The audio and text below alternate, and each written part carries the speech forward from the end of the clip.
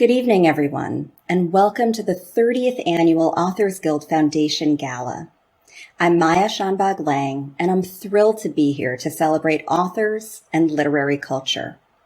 The Authors Guild Foundation turns 50 this year. Our mission is as important as ever: to sustain the literary life of our country through education and advocacy. The foundation supports all United States authors in their writing careers so that diverse voices representing a full spectrum of experience can be heard, and so that we can all benefit from a body of literature that brings us new voices, unique perspectives, and compelling stories. If you had any doubt that this mission is critical, look no further than the astronomical rise in banned books taking place right now. Many of the books being removed from library shelves are those that young people in particular need the most. We all need stories where we can see ourselves reflected in the characters, but we also need to encounter characters whose lived experience differs from our own. These stories expand our understanding and our sense of humanity.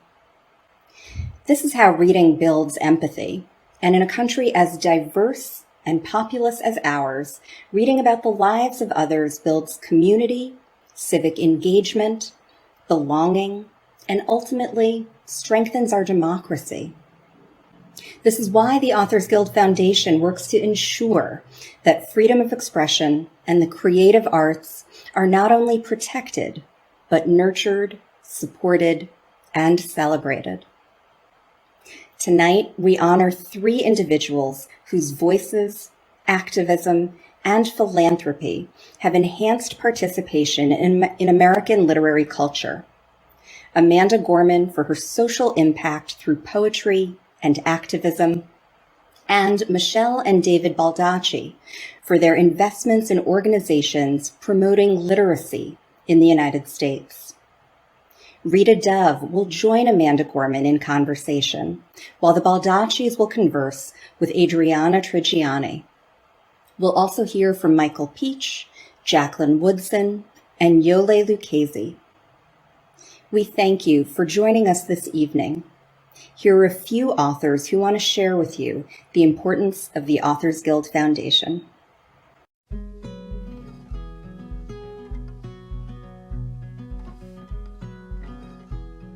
The Authors Guild Foundation is the educational and philanthropic branch of the Authors Guild, America's oldest and largest professional organization for writers. The Authors Guild Foundation educates, supports, and protects American writers to ensure that a rich, diverse body of literature can flourish. We do this by advocating for authors' rights, educating authors across the country in the business of writing, and promoting an understanding of the value of writers. The foundation advocates on issues of copyright, a right enshrined in Article 1 of the Constitution, guaranteeing authors the right to own and profit from their work. We fight piracy and the theft of creative work. We promote literacy and increased access to books in disadvantaged communities. We advocate for increased funding and outreach for public libraries. The Foundation believes that an abundance of free literary expression is essential to our democracy. And that can only be achieved by protecting authors' constitutional and moral rights to benefit from their work. The Authors Guild Foundation works on behalf of all writers, emerging, mid-career, and established writers in all genres. Novelists and essayists. Children and YA books. Poets and translators. Journalists and nonfiction authors. Thriller and mystery writers. You get the picture. Through our many educational programs, the Authors Guild Foundation teaches writers the business of writing and equips them with the knowledge and tools they need to succeed. We foster and celebrate diverse voices in American literature and promote the ability of writers to earn a livelihood so they can keep writing. The foundation works to defend the author's right to free expression and prevent erosion of the exchange of knowledge and ideas. We advocate for strong, effective intellectual property laws, as well as fair treatment of authors, so that writing remains a viable profession. So if you love books, writing, literary culture, the written word, moving poetry, excellence in journalism, the perfect thriller, please make a donation. All of us at the Authors Guild Foundation thank you so much for your support. Thank you for your support. Thank you for your support. Thank you for your support. Thank you for your support. Thank you for your support.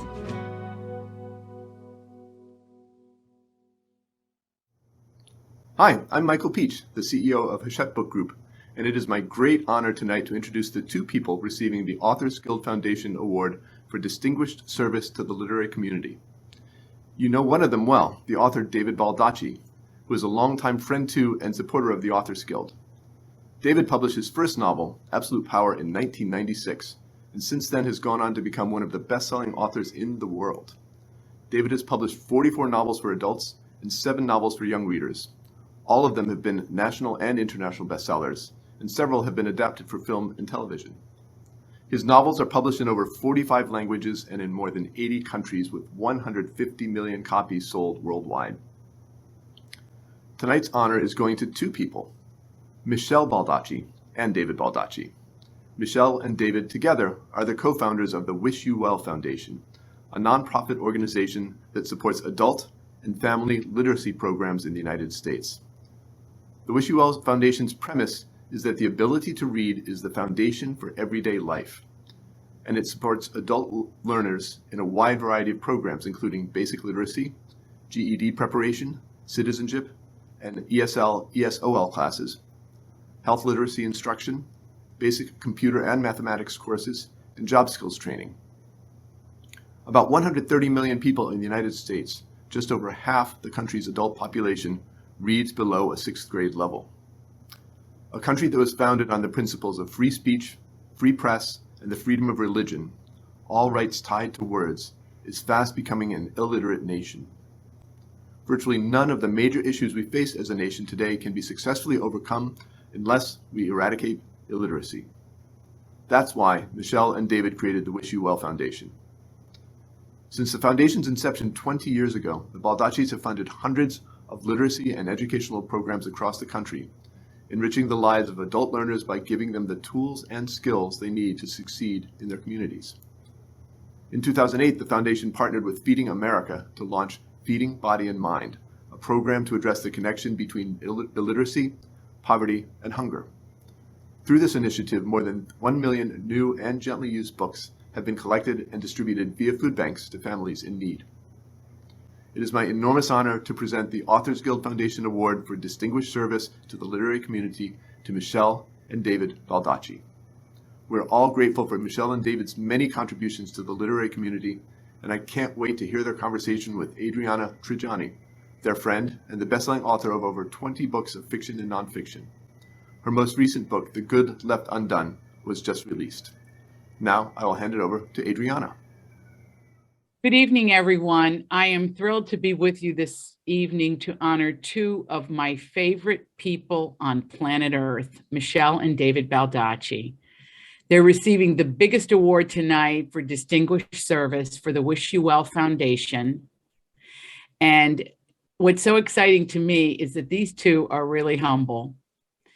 And they, on every level, they're very successful.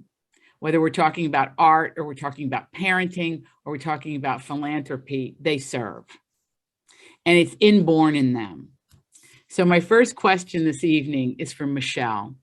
Michelle, literacy is so important, but will you tell us why it's important and why the Wish You Well Foundation focuses so much on getting into communities and getting people to read, learning how to read?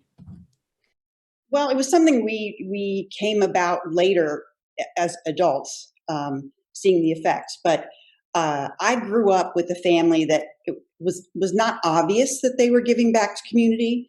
It just was something that we always did, whether it was making a meal for somebody, a family, or taking care of somebody's kids, or just always a hand up whether it was family or friends or neighbors. It was just, you just did what you needed to do to help the community. And then, later, David and I saw on many levels the issue of literacy, where everybody didn't have the same opportunities, and how dramatically affected their station and differences in life. It really goes back to that, doesn't it, Michelle? Where if the parents can't read or the grandparents can't read, it really has an effect on the new generation. It keeps perpetuating generation after generation. If you don't have any books in your house and your parents can't help you with your homework, and you just don't have any of those things we take for granted. Sure. David, for you and your family, similar upbringing to Michelle? Yeah, I grew up in Richmond, Virginia in the 60s and 70s, a heavily segregated society. And trust me, I could have grown up very differently with a very different worldview. A lot of the people I grew up with have a very different perspective of what the world should look like than I do. What saved me from that fate was the libraries. My parents took us, my brother and sister and I, to the library every week, and I got to check out more books than I was supposed to, because the librarians knew I would read them all and come back next week for more. So even though I never traveled outside of Virginia as a child, I saw the world through books.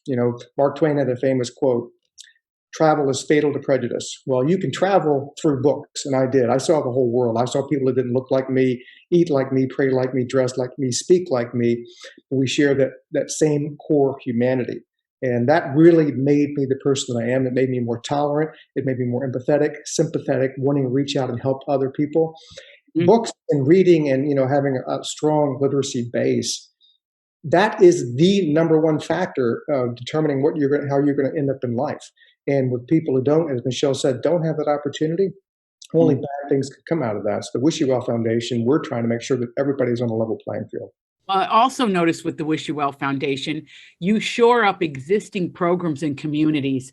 Some of them could be dying, or they are lacking in funds, but you shore them up and keep them going and keep that at the idea of the community. You're so clear about that. You do a lot of work with libraries. Libraries are sort of a built-in system, aren't they, for getting the word out? Absolutely. They're already there in the communities, mm-hmm.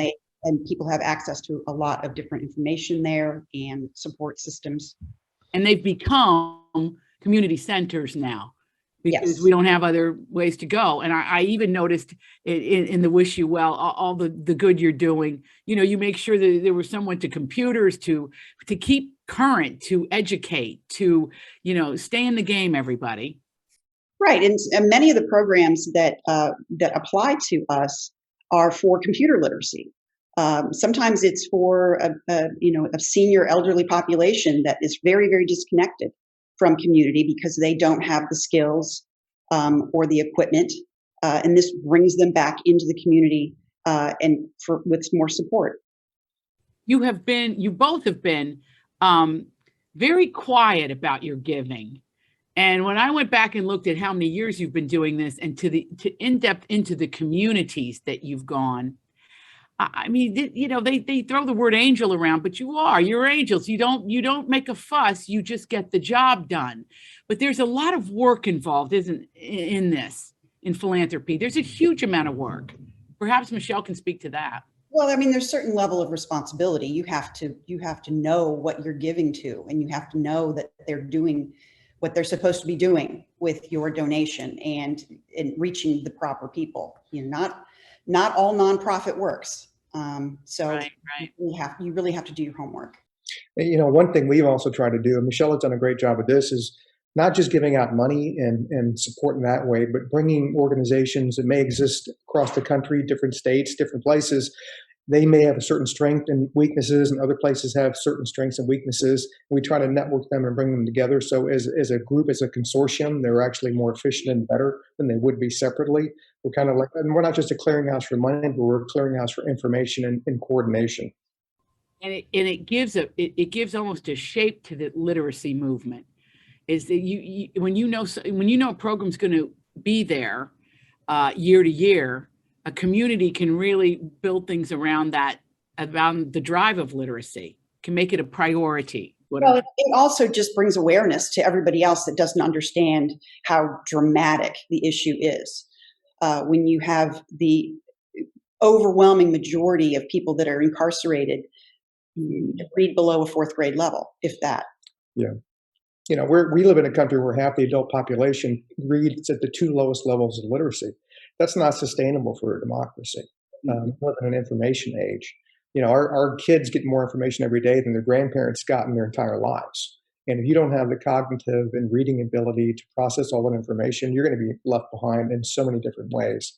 And you can't be a full participant, a citizen in a democracy. It's impossible. So you can, I used this analogy before. We bought a lake house on the water, and we had little kids, and we were scared that, oh my God, what if they drown?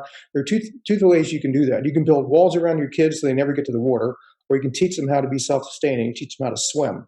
So in this day and age, you can build walls around people, or you can teach people how to read and let them be self-sustaining and make their own decisions. And I think the latter one is the route to go.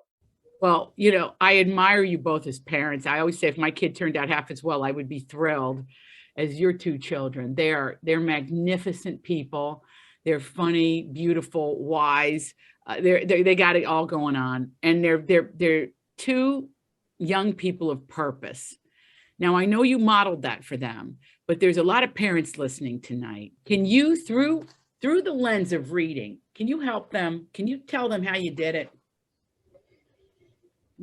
I don't know. I think my kids are just afraid of me. Well, look, one thing that so send your bus tickets to Michelle. She'll come and be the nanny and straighten the kids out. Okay. Well, we have a lot of parents come up to us at some of these events and organizations, and kids aren't interested in reading, they're always on their computers. And so the first question Michelle asks or I ask would be, so do you read? Well, I've got a lot of stuff. I've got a lot of work to do. So when I get home, I'm usually answering emails. And I said, so you're on your computer. I said, little kids in particular, emulate their parents. If you're not reading books, they're not going to read books. Books are a great group thing. It's not like you have to go off into a corner and be solitary and push out the rest of the world. We would read to our kids, every night. Every day. They would read to us. I would make up stories and the kids would add to it. You could just make it fun. You don't have to be an author. David, this is the theme of your life. Yeah. Your mother, God love her, she probably thought, this kid's driving me crazy. She gave you a notebook, right? She did. She gave me a notebook to shut me up. It really worked both ways. I did okay with the writing piece and I shut up. So I was silent for her at times during the day. But reading is always, even just going to the library as a family is a great thing to do. Not enough people actually do that. Our philosophy is, and that's why we started Feeding Body and Mind, where we collect book donations from my fans, and we've partnered with Feeding America. So we ship books to food banks around the country.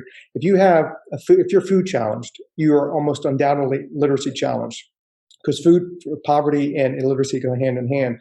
So we figured out people going in to seek food, they don't need just food for the belly, they need food for their mind and their soul. So they go home with food and they go home with books. We've both seen many great results. So it's starting really almost person to person. If you could somehow tap the need in a community and somehow embed in there, you naturally go through these organizations. But the library is really important because it's, as Michelle mentioned, it's there. It's the institution in the town. Yeah, it's already part of the community. It's already part of it. So you're working with them. That's something that I notice about Wish You Well too, that I think is ingenious, is that it's not about coming in and putting a flag on the moon and starting something again. It's about what's here and how do we support this. Right. Or get more of those organizations to work together to make them stronger. Yeah. And for them to band together. Yeah. Libraries are bricks and mortar places. And so they make ideal classrooms. So you could have classes both in person and virtually on computer. We've evolved over the years of the Wish You Well Foundation. Early on, there were some things we didn't fund at all. We didn't think they were relevant. And then our philosophy has changed. And it's also changed from taking 9 years to learn how to read the Bible, which is a great endeavor. And, Godspeed to anybody who wants to do that. But what we try to do in changing the philosophy is that you have goals. So if in 2 years, how far up the scale do you want to be on your reading level? And then you know that if I get to this certain reading level, I'm going to get this certain sort of job that's going to pay me X dollars more so I can support my family better, have books in the home, and break up that generational cycle of poverty. So now a lot of the programs that we fund have those built-in goals. It's almost like empowering people to attend a community college-like atmosphere where they can pick the classes and courses they want to do with that goal in mind. At the end of that tunnel, where do I want to be literacy-wise? And that's really proven to be a very successful model. That's fantastic. So it's almost then the next layer of education can come when you've mastered the skill. Really, we've seen it in the past. Work with the Wish You Well Foundation, the organization we work with, is they get their GED and then they move on to community college, and some move on to a 4-year college. But education and continuing education gets ingrained in their lives, in the lives of their children. What we want to do is break out of the cycle of poverty from generation to generation, because if we do that, the world is a better place for everyone. Isn't that the goal? Absolutely. And you create a nation of thinkers and people that can respond emotionally to books and material and can change the course of their lives. I want a nation of thinkers and dreamers. I don't want a nation of followers. I don't want a nation of where you get, all your information from one source and believe that it's true. We live in a world of disinformation. And another reason I have high literacy skills is to cut through all the crap that's out there to understand what's real and what's not real. We're very close to no one being able to define what truth is anymore. And I never want to get to that point. That's like 1984 and beyond. And that's not a precipice we want to get close to, but we're closer to it than we think. So I just think that, what we're trying to do at the Wish You Well Foundation will have profoundly broader impact than, simply helping people to read. This will help people to become better citizens. I don't want a nation of followers. I want a nation of people who think for themselves. Can make their own decisions based and on control their fate. They control their fate and they make better choices. Yes, they do. They far better choices. Absolutely. It's just not choices that somebody else has made for them. Right. Where do you think the apathy came from in the thinking, in the intellectual community? Where did it come from? Is it a class thing? Is it the fancy school problem? What is it? It's a number of factors, I think. Tell us. But I do think that if you look at the world we live in right now, where the middle of the country has been hollowed out. It was a manufacturing mecca for generations. People had lots of different types of jobs. Not all of them required college, not even community college, which is great. My dad was a mechanic. A lot of those jobs fell by the wayside, and it was like a lot of people came to believe that education was not a way to get out. Not everybody's built for 4-year college. But they didn't have any other choices. They didn't want to go to college, didn't have the money to go to college, and they sort of fell out of the mainstream. They were sort of like, education wasn't important anymore. It's not going to achieve my dream because there's no avenue for my dream to be achieved. I think they had a sense of betrayal. All the jobs went to other countries where they were paying lower wages. That's, it's capitalism kind of in a nutshell. But I think a lot of people get out of it. We became the United States where we were when compulsory education came about. Everybody was on a level playing field. We no longer are there. I mean, unless you're relatively wealthy, you can't afford to go to college in this country unless you take out enormous loans, and a lot of people just can't do that. So it's become unfair in many ways. So at least what we're trying to do, and other organizations like us, if we can't make the college aspect completely fair, we're trying to make people have the opportunity and the ability, with not a whole lot of money, and with limited time, to be able to learn to read at a higher level that will give them opportunities beyond what they would have today. And that's what we're trying to do. And then I think if we do that, some of the bigger problems will solve themselves. Once people re-engage and believe in education as furthering the dreams they might have, then good things will happen again. Well, because it removes that whole layer of ingenuity. If somebody isn't, it's gone. The new fresh ideas don't come up. Yeah, you're sort of like hanging around. You're just waiting. That's when the diabolical ones roll in.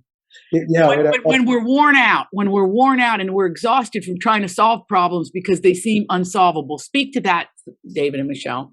I think, well, here's another issue is people have become incredibly overly competitive about everything. So thinking it's almost selfish. I don't want to help this person rise up because what if they take my job or my kid's job? So they're not looking at it like, if we all help each other rise up, we're all going to do better. Yeah, that's true. I mean, is sort of the country we live in right now. It's, people talk about nationalism, this, patriotic fervor that's across the country. I kind of look at that to say, what really makes a country strong is when people have other people's backs, when they're sympathetic and empathetic and they want to help people rise up.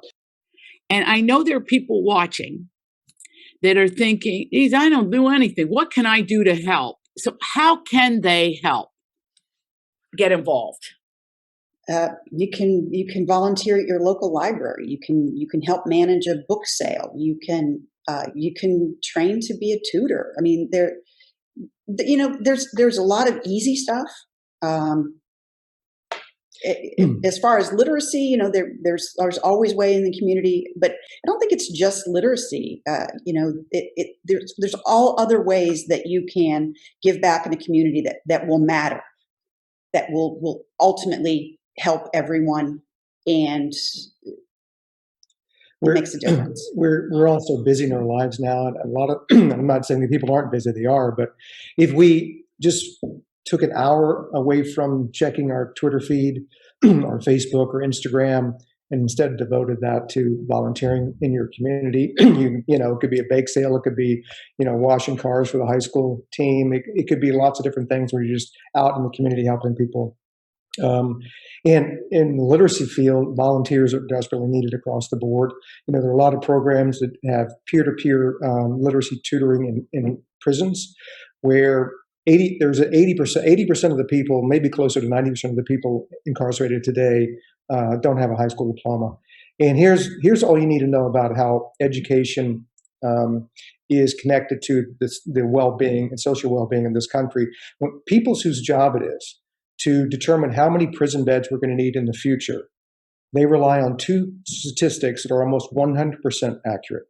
They look at reading scores from fourth grade reading tests, and they look at high school graduation rates. If the reading test scores and the high school graduation rates go up, they need fewer prison beds in the future. If those two scores and rates go down, they need more prison beds. Could there be any clearer connection between those two? If we solve the problem of literacy in this country, almost all of the social ills and the poverty and everything else that we are suffering through today goes away. That is a beautiful note to end on. My congratulations and love to you, the Authors Guild. Thank you for honoring these two extraordinary people.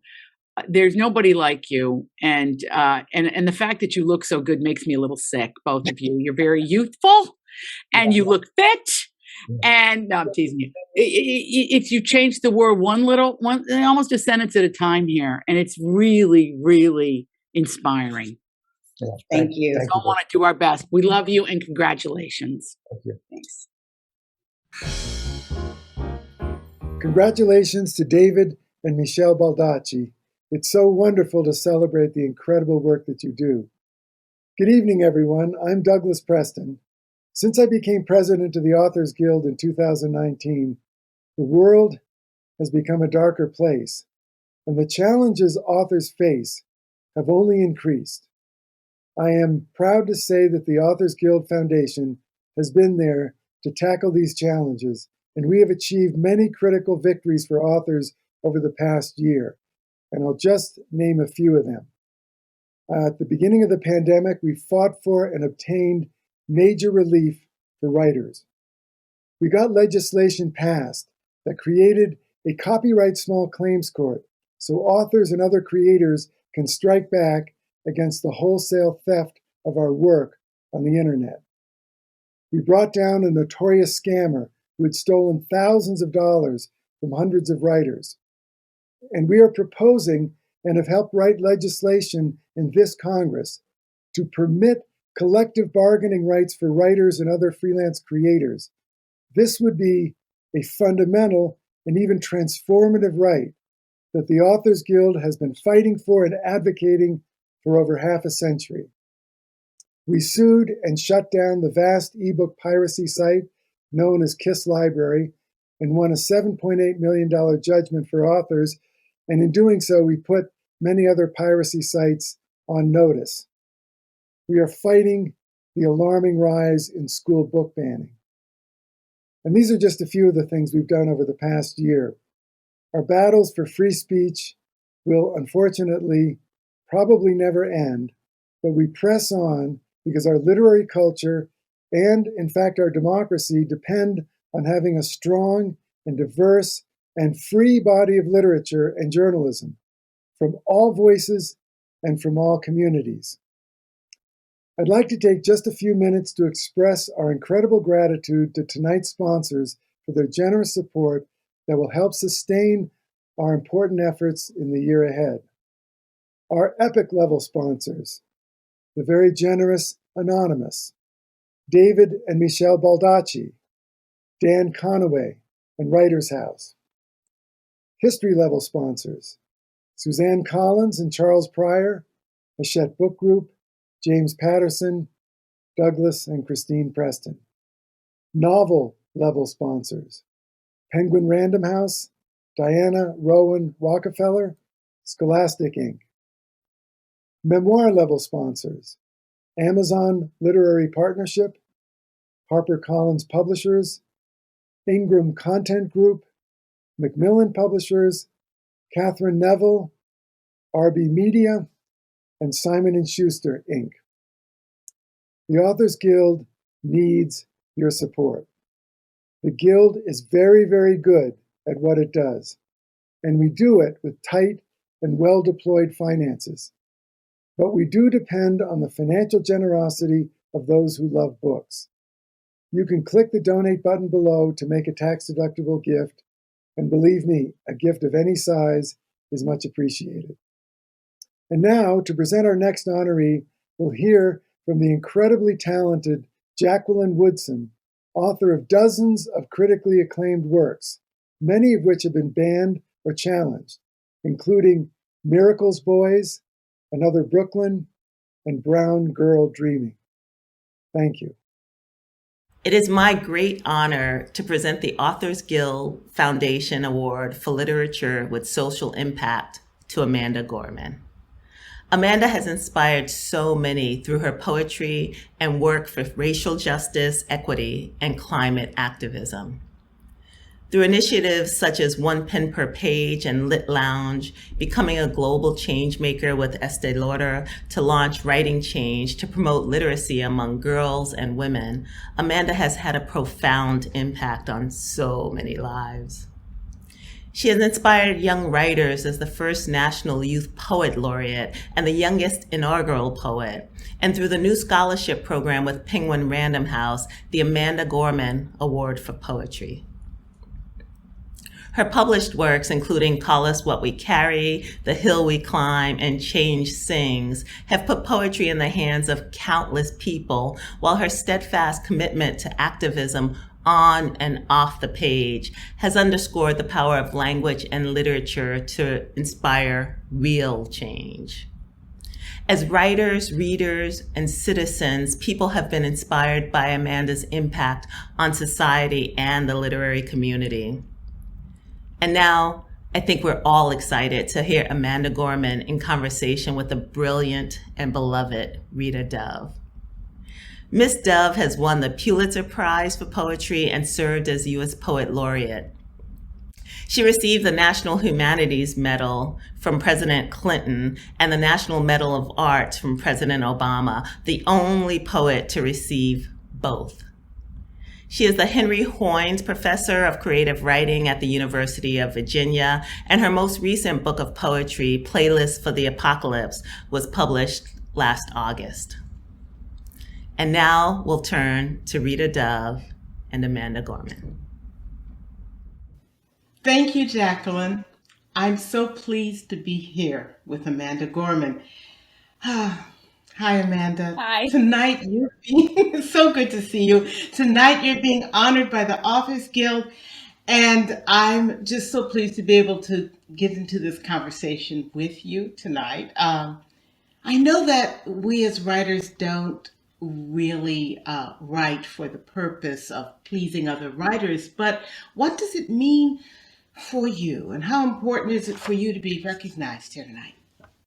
Oh, well, one, I have to say huge thank you to you for being part of this conversation. You are such an icon and imprint in my own writing. And to answer your question, I mean, it really is such a huge, I think, privilege to be recognized as a poet. I think, as you said, so often I think we get overlooked by the mainstream, or we don't get, I think, kind of adequately appreciated for, I think, the real type of sociological work that we do. And so having moments like this where we get to kind of pause and celebrate the power of words, that's such an exciting thing to be part of. So thank you to the Authors Guild. This is true. This is really true. And well said. I mean, I do think that the whole question of whether one is how much poetry can move the people and the populace, and conversely how much that impacts on our own writing is a really crucial one. I know that, you know, as you've been Youth Poet Laureate several times, and you have always, it seems to me, been insisting that writing, poetry, politics, the world, everything that we are one. Exactly. Yes. And then you were put up on the stage of the world, thank goodness, for the inauguration. And yet you managed to write a book after that. I would love to know how that experience was, how you managed to pull into that private sphere, I guess, in order to make that book. That's a question I'm still asking myself, because I don't know how I did it. At times to question why I did it, especially those days when I was waking up and writing and just, you know, they're feeling you're kind of just like bone and tired from like putting all onto the page. And I think something that aided in the kind of journey of that book is feeling a real sense of agency. I don't know if this is something you felt with Playlist for the Apocalypse or, you know, other recent poems works, which is, I think the time that we're living in is so critical and so important, and we're looking at, I think, really urgent and intimate forms of just global social issues. All that is to say, when I was writing this book, it didn't feel leisurely, it didn't feel luxurious. It felt like I was showing up to work and to fight and to, I think, tell a poeticized story of what it's been like to go through several years of a pandemic, what it's like to witness a racial reckoning in my country. And so it made it hard to not show up to write. Not that the writing was easier or got any more kind of, I think, languid, but that the emergency status of my own writing had to go up in my own kind of triage of events. Yeah, I can understand that. I know when the pandemic did hit, some writers have said, oh, it allowed me this time in order to write. And that's just the surface, because it allows you time, but then that time is hard wrought, right? I mean, you work at it. Right. And you can't escape it. You can't escape yourself. You can't escape your interior. So, yeah, that's really true. And this may be a superfluous question now, but does anything come first for you? The writing, the words, the urge? Does it fluctuate? Oh, that's a really good question. I really want to hear you answer it as well, because I just want to pick and prod at your process a little bit so I can learn. But this might sound really strange, but I think for me, often kind of the taste of a poem comes before the words do. And I don't know if that makes any sense, but it's like I can feel it like in my mouth and kind of like in my throat before I have letters, before I have a refrain, before I have format or shape. Just kind of what is the energy like of this poem? And then I try to chase that down, and certain words and images come to play. And then from there, I begin to shape and think about, how does this look on the page? Is this something that has life also on the stage, read aloud? And so it's kind of like hearing or smelling or tasting something before you know what it even looks like. And I think that's kind of what arrives for me first. Wow. Yeah, that's great. It's so interesting. You use the sensory impression taste. Right. And which I think encompasses so many of the other ones. So it is the Proustian moment. And in terms of, for me, I was nodding because I was thinking, yes, maybe it's the sense. Maybe some of that drives me to the page. But when it comes to the point of actually making the poem or having it rise from the page, I hear it. It is music. It is the music. It is the language of the cage of sound, I guess you could call it, of English that's going to move me, right? So, and then it goes from there. Yeah, and we might do it in different orders. Who knows? I mean, it depends on the poem. I know that certainly in your book, Call Us What We Carry, when you pick up the book and when you open up the pages, some poems, other things hit you first. I mean, Essex, of course, you see the shape of it, or with other poems, I hear the music of it first because the margins are reverberating. Right. But in the end, it all becomes one, and that's what we want, right? Yeah. But then, of course, you are such a consummate. How do we want to? I don't want to say deliverer of your poetry. It sounds like a I'll male take person. that. I'll accept that.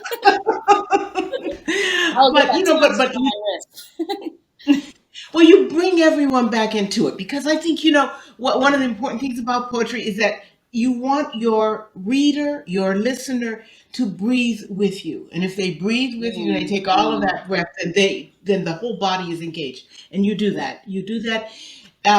In your performances, how do you prepare for a performance or a reading? Well, thank you for that. That means a lot coming from you.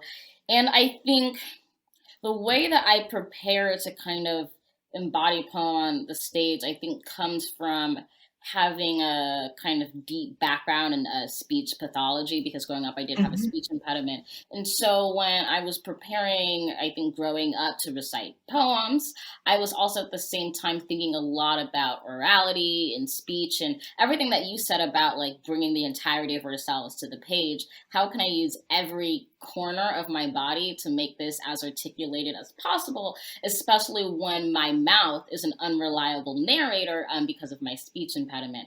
And so in practice, what that can look like is kind of reciting my poems in front of a mirror. I'll often play kind of like instrumental music in the background, kind of like what you said about the musicality of poetry. And I will also kind of record what in my head is kind of the ultimate recited version of the poem. Like if I was able to do this 100% the way I envisioned it, this is what every line and sentence would sound like. And I will just repeat or replay that track for myself all throughout the day, all throughout the night. And it kind of becomes like learning a song or like a piece of music from an artist. You just play it in the shower and you sing it and you say it and you speak it, and it becomes kind of part of your deep memory. Yes. I think I tell my students, if they want to write a sonnet, then you must write at least 100 sonnets. Right. Until you are not counting lines, you breathe the sonnet, right? Right. And so that's really, yeah. And I'm not there yet. I have not written 100 sonnets, but I'm learning and I'm growing. You're getting close. No, there are other things I can tell that you are breathing and you are, really, let's say you're not self-conscious about whatever form you are in. One thing that I find so wonderful, obviously the world, discovered Amanda Gorman long after Amanda Gorman had been on the road to the discovery of herself. And, and that's how, it's a shock, I can imagine. And, I just want to know how you're holding up. Girl to girl, how are you holding up? I love this Black Woman Magic to Black Woman Magic checking, and I live for that. I think I'm holding up pretty well, and I think often I have to kind of remind myself and say, you're doing a good job, kid. I think I can be so incredibly hard on myself, on my writing, on my life, and I think in many ways I other people can be my own worst critic. And sometimes I have to just take a breath and pause and reflect and say, you're doing the thing. Like, you're showing up. This is kind of your wildest dreams, and being there to celebrate myself and say, wow, I'm so proud of you, girl. Like, taking moments for that as kind of, I think, self congratulating as it can feel. I'm like, I think we do need some moments of self congratulation, because if we don't give that to ourselves, who will? And so I think I'm doing okay. I think I'm discovering myself every day, and I'm here for it. It's exciting to witness that discovery. On the page as well. I found that the poems they're so curious. They're going in so many different directions, but in a good way. I mean, in the sense of just, there's so much world out there, and I need to be open. And it kind of reminds me of something that I believe it was Martha Graham had said to Agnes DeMille, and she said, "You are not responsible to decide whether you're good or not. Your responsibility is to remain open and to remain clear to yourself, and to just, like you said, show up, be open, do it." And I celebrate you doing that because I've been thinking about you when hoping everything was fine, and I can see that it is. And yes, I don't know. Where should we go from here? Because I have 1,000 things I want to talk to you about, and we really don't have all that kind of time. I guess I will for sure be visiting you in Virginia at some point in time, and we can continue this. You better. I know. I do have one more question, which I wanted to talk about with them. We got kind of sidetracked, and that is just, I wanted to talk about the importance of having youth programs for literacy, for creative writing, and poetry in particular. And I know that you've been such a champion of this, and you have, of course, exerted really amazing influence in this area. Can you talk about the importance about it briefly? Oh, absolutely. And feel free to add in, because you are a lifelong teacher. I am an example of a young writer who's found perennial inspiration in your work. And I think it kind of starts there, and having the representation I think young readers and writers both necessitate and deserve in order to grow into the next generation of great minds and thinkers of our world. And it starts by making poetry, literature, diverse authors accessible in the classroom, accessible in the home, in the neighborhood, in the library, meaning there's so many, I think, avenues and doors and openings for poetry. And it's just making sure those bridges are available, because when you cross them and enter the world of poetry, it's magical, it's intoxicating, it's powerful. And I just want to make sure every single young person has access to that power, whether they use it or not to become a professional poet. Every single young person deserves to know the power of their own voice. Absolutely. And your enthusiasm, your articulation, the way that it's really absolutely magic. Talk about Black girl magic. So, Amanda, it's really been lovely chatting with you, and congratulations again on the Authors Guild Foundations Award for Literature with Social Impact. And you deserve it absolutely, utterly. And we all look forward to what you're going to do next. Thank you so much. Thank you, Rita. And thank you, everybody. Hello, I'm Yoli Lucchese, Chair of the Board and Chief Strategy Officer for Scholastic. On behalf of all of us at Scholastic, I'm so pleased to congratulate tonight's honorees, David and Michelle Baldacci and Amanda Gorman. David and Michelle have fiercely supported adult and family literacy through their Wish You Well Foundation. Their work has brought much-needed attention to the connection between illiteracy, poverty, and food insecurity for millions of American families. Amanda, who we're very proud to note is a 2-time Scholastic Art and Writing Award winner, reminds us through her fierce, brave words that when we stand together, we have the power to take action and foster healing. Tonight's honorees inspire us to join forces. They show us that when we do, our voices are so much stronger, so much louder, and so much more enduring than those of prejudice and hate. We're proud to join the Authors Guild Foundation to honor them and to celebrate freedom of expression and the encouragement, protection, and support of diverse voices and authors. Congratulations again to Amanda Gorman and David and Michelle Baldacci. We are so grateful for the incredible work that you do. Thank you to Michael Peach, Jacqueline Woodson, Yole Lucchese, and for helping us celebrate the honorees. Thank you as well to Rita Dove and Adriana Trigiani for joining us tonight for conversation. In addition to all of our wonderful honorees, it's been our pleasure to celebrate all authors and the impact they have on our lives. Please join us in our work to advance and protect a diverse literary landscape in the United States by contributing to the Authors Guild Foundation. You can click the donate button at the bottom of the screen to make a gift of any size. We would be so grateful. To those of you who have given tonight, thank you so much. Please know that your financial support goes directly to educational programs and advocacy efforts that help protect all writers and empower the next generation of authors to continue creating great works of literature. On behalf of the Authors Guild Foundation, and working writers everywhere, thank you for joining us tonight.